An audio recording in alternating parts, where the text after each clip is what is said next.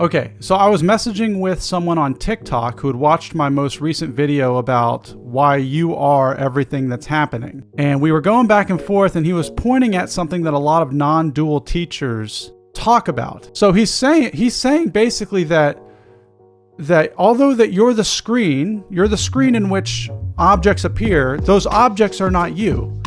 And I was pointing at like, well, if those objects are appearing in the screen, there can't be a screen and objects. And so I was saying, this metaphor, this analogy is a great starter for practicing mindfulness. It's a great starter for beginning to recognize or create some distance or separation between you and the things that are appearing in your life, or you, because the issue is the things in our lives can like grab hold of us and bump us around, and we feel strongly when people don't behave the way we want, or something happens externally in our lives and we go, oh crap, now my day is ruined. And it's like, well, if you can center in as the screen, the screen in which all this stuff is appearing, you no longer become identified with the stuff that's appearing. I get it. That's okay. I mean, I think it's a great starter.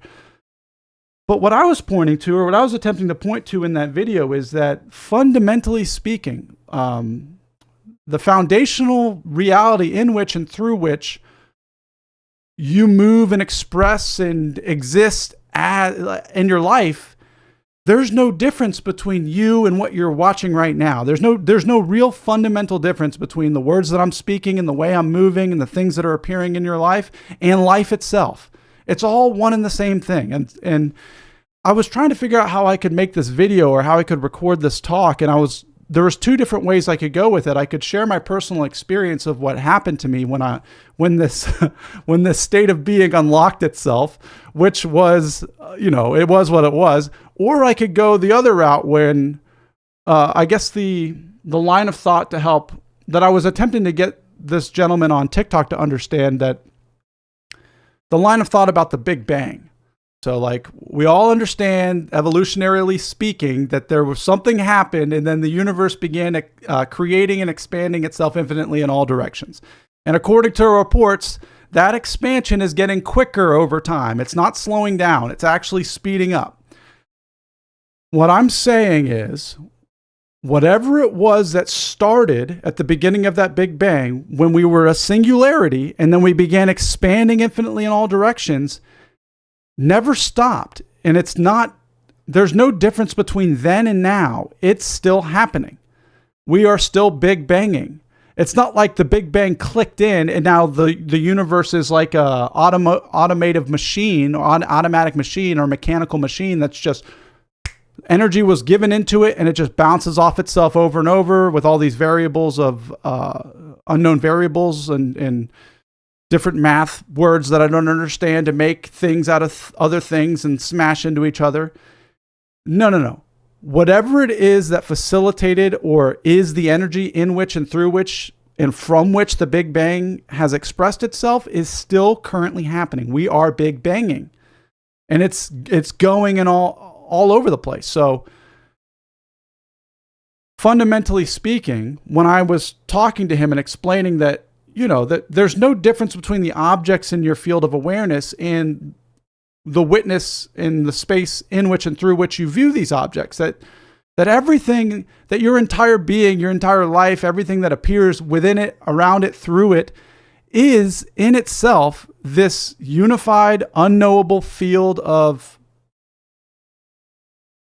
bang, life, energy, cosmos, universe.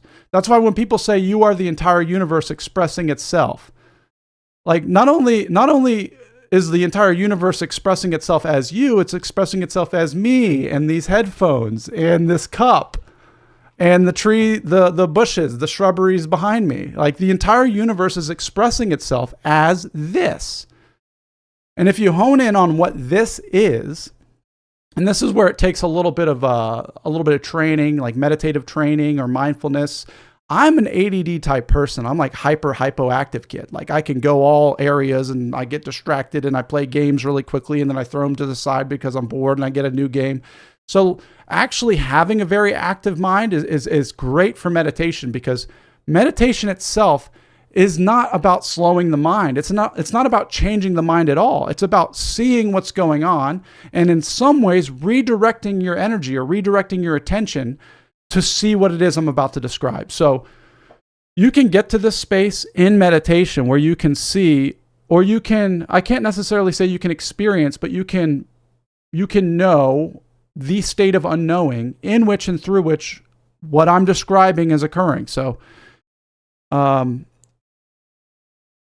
we're big banging, right? We're sitting quietly, like sit quietly and watch what's going on internally, watch what's going on externally, see what sounds appear in your consciousness, see where your attention is going, watch the attention arise from this empty, infinite space. I don't want to use the word infinite. Let's just call it a space. And I don't want to use the word empty either. Whatever consciousness being is, the beingness that allows us to experience ourselves in this moment and allows this moment to be known, okay? Being in that space and watching what is arising, what is occurring, you'll start to recognize there is no control over any of it. It's all just a happening. Everything's just a happening. And in that space, and this is a practice, you keep playing around with it, in this space you'll start to see that just like the different objects in my field of vision are focusing in and focusing out, and just as the body is breathing and moving itself, and just as the moods and the thoughts are appearing and the emotions are appearing and then disappearing, they're all arising and expressing themselves from this void, from this nothingness, this no space, this no place, or this no thing. And it's what I like to refer to as the unknowable state of awareness, the unknowable state of being. You couldn't even call it awareness, really, but being. And what you start to see is that whatever it was that is generating itself is continuing to generate itself the same way the cosmos, billions of years ago, started generating itself. And so the recognizing that there's no real difference between. So this is where it gets trippy, because when I'm talking to this guy, I think he was trying to focus on thinking that the objects are staying. And this is the thing that gets where kind of trippy is nothing is ever permanent in your own experience. Nothing is permanent. Nothing that occurs in your experience is permanent. Nothing at all. So, and I don't know, I'm going to try to find ways to describe this experientially, but conceptually speaking, if you look in your backyard, 10,000 years from now, those same trees are not going to be there. Those same grass is not going to be there. It'll be gone. And our bodies will be decomposed. And our bones will be buried. And there's still matter. And then a billion years from now, the sun explodes and the entire planet is dust. And then it gets recreated again with the universe. So that's the conceptual framework that I'm describing. But the experiential framework that I was pointing to, or I'm attempting to point to, is that in the moment of unknowing, in the moment of pure awareness, you can see that all things that are arising experientially are like solar flares from a sun or flashes of light. It's tough to go to this level because on one hand, I can say all these things and I know these to be true, but I also can say at the exact same time, these are headphones, and I can tap them and go, that's a headphone, that's a headphone, that's a headphone, that's a headphone. So there's some level of practicality that needs to be danced with and integrated with in relationship to the experiential understanding of this deep level of meditative awareness. And I think that's the dance is part of the liveliness of life, the liveliness of being. And it's also like why the Big Bang, the idea that we are still Big Banging, that this is still what's happening. The fact that it could even be a thing is because of this, the order inherent in the universe or the cosmos that allows objects or matter to also fundamentally exist. So at the same time, yeah, I'm not saying things don't exist. I guess I'm saying that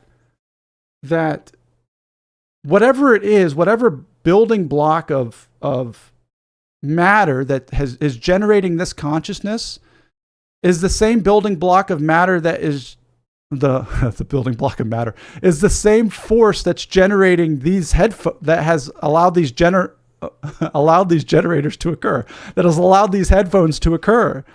That there's no different, like there really is, like I'm holding these objects in my hand, but like, what is it that created the hands that created these objects? And what is it that created the voice that's speaking itself? Like, and it's all fundamentally and I'm using the F word pretty strongly here, fundamentally, but it's all that everything is. It's where did it come from? What is it? Why is it?